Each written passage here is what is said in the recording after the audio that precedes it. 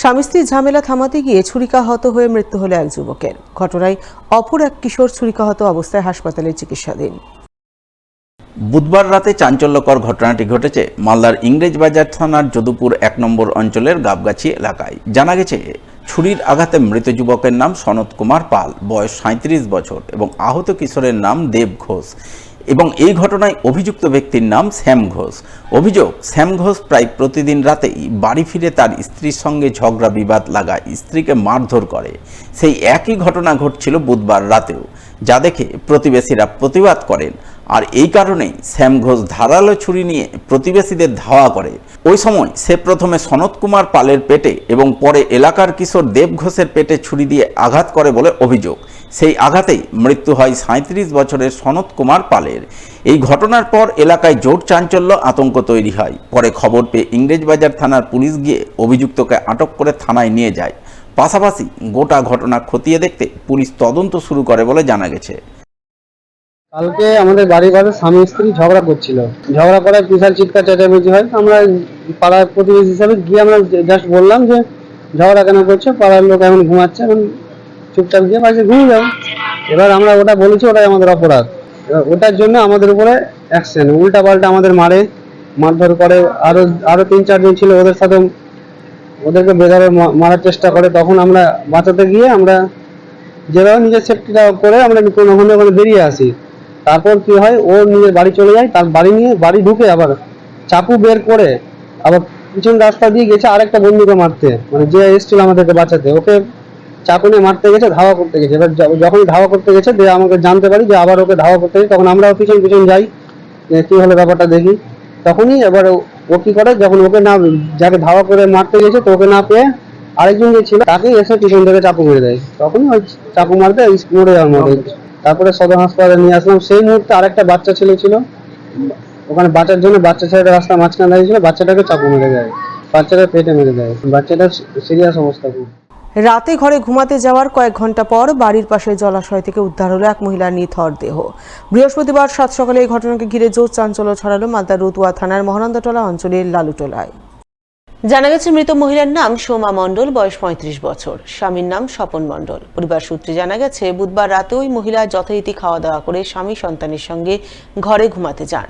কিন্তু কয়েক ঘন্টা পর তার স্বামী লক্ষ্য করেন স্ত্রী ঘরে নেই। এরপর অনেক খোঁজাখুঁজির পর তিনি বাড়ির পাশে জলাশয়ের মধ্যে স্ত্রীর মৃতদেহ ভাসতে দেখেন, যা দেখে তিনি রতুয়া থানায় খবর দেন।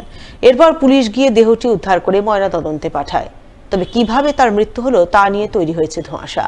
পরিবারবর্গ জলে ডুবে মৃত্যুর দাবি করলেও সেই দাবির সত্যাসত্য খতিয়ে দেখতে পুলিশ তদন্ত শুরু করেছে বলে জানা গেছে। বাড়িতে ছিলাম, ঘুমিয়ে গেছিলাম। ওটা তো বলতে পারছি না, ওটা কিছু তো হয়নি বাড়িতে। আমার বাবা বাথরুম করার জন্য 1:30টার সময় উঠেছিল, তো আমার বাবা চেক করছে মা আছে কিনা, তো সেখানে মাকে দেখতে পাইনি। আর তো আবার আমাকে উঠালো বাবা, পুরো বাড়ি চেক করলাম, ছাদ চেক করলাম, পেলাম না। দেখছি কি বন্যার জলে ভাসছে, বন্যার জলে ডুবে গিয়ে মারা গেছিল। কখন মারা গেছে সেটা জানা নেই, কিন্তু 1:40-এর সময় ভোরের বেলা পাওয়া গেছে।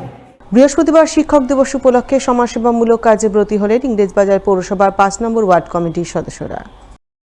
স্থানীয় কাউন্সিলর সুমিতা ব্যানার্জির উদ্যোগে আয়োজন করলেন এক রক্তদান শিবির। শিবির অনুষ্ঠিত হয় ৫ নম্বর ওয়ার্ডের পিরোজপুর এলাকায়। উপস্থিত ছিলেন ইংরেজবাজার পৌরসভার চেয়ারম্যান কৃষ্ণেন্দু চৌধুরী, স্থানীয় কাউন্সিলর সুমিতা ব্যানার্জি, প্রাক্তন কাউন্সিলর রমাপ্রসাদ ব্যানার্জি সহ অন্যান্যরা। তারা সকলে মিলে প্রথমে শিক্ষক দিবস উপলক্ষে আদর্শ শিক্ষক ডক্টর সর্বপল্লী রাধাকৃষ্ণনের প্রতিকৃতিতে শ্রদ্ধার্ঘ্য অর্পণ করেন। আর এর মাধ্যমে শুরু হয় রক্তদান শিবির। শিবিরে অনেকেই রক্তদান করেন। আজকে আমাদের ৫ নম্বর ওয়ার্ড কমিটির উদ্যোগে আমরা আমাদের সর্বপল্লী রাধাকৃষ্ণনের জন্মদিন, আজকে সকলেই জানি আমরা আজকে শিক্ষক দিবস, তার সেটাকে আমরা সম্মান জানিয়ে আমরা এখানে একটা ব্লাড ক্যাম্পের আয়োজন করি। আমাদের এখানে অনেকেই আসছে, তারা স্বেচ্ছায় ব্লাড দান করছে। আর আমার মনে হয় এর থেকে বড় দান তো আর কিছু হয় না। তো আমাদের মনে হলো যে আজকে এই দিনটাতে আমরা মূলত করে থাকি, তবে আজকে এই যে ক্রাইসিস মালদা মেডিকেল হসপিটালে এতটা ব্লাডের ক্রাইসিস, তো আমরা ভাবলাম আজকে এই শুভ দিনে এই শুভ কাজটা আমরা আজকে এখানে আয়োজন করি। তো সকলের সহযোগিতায় আমাদেরকে ভালো চলছে। শিক্ষক দিবস উপলক্ষে এক রক্তদান শিবির আয়োজন করলেন মালদার মোথাবাড়ি এলাকার এক বেসরকারি শিক্ষা প্রতিষ্ঠান। এদিন এক স্বেচ্ছাসেবী সংস্থার সহযোগিতায় এই রক্তদান শিবির অনুষ্ঠিত হয় ওই বেসরকারি বিদ্যালয় প্রাঙ্গণে। শিবিরে বিদ্যালয়ের শিক্ষক শিক্ষিকাদের পাশাপাশি রক্তদান করেন পড়ুয়াদের অভিভাবকরাও। সব মিলিয়ে প্রায় 50 জন রক্তদান করেন। এদিনের এই রক্তদান শিবিরে উপস্থিত ছিলেন বেসরকারি বিদ্যালয়ের প্রিন্সিপাল জয়শ্রী তিওয়ারি, বিদ্যালয়ের কর্ণধার মোহাম্মদ আব্দুল রহমান সহ অন্যান্যরা।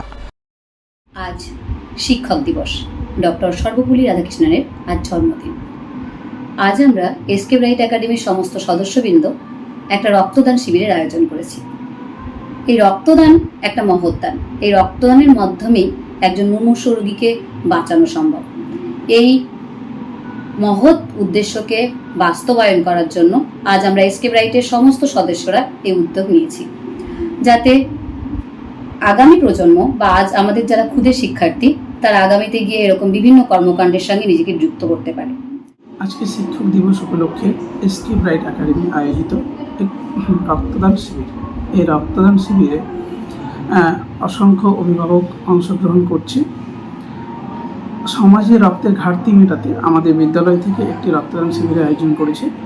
রক্ত কখনো তো আর্টিফিশিয়ালভাবে তৈরি করা পসিবল নয়, মানুষের শরীর থেকে রক্ত হয়, আর প্রত্যেকটা মানুষকে সুস্থ স্বাভাবিক অবস্থায় ব্লাড ডোনেট করা প্রয়োজন মনে করি।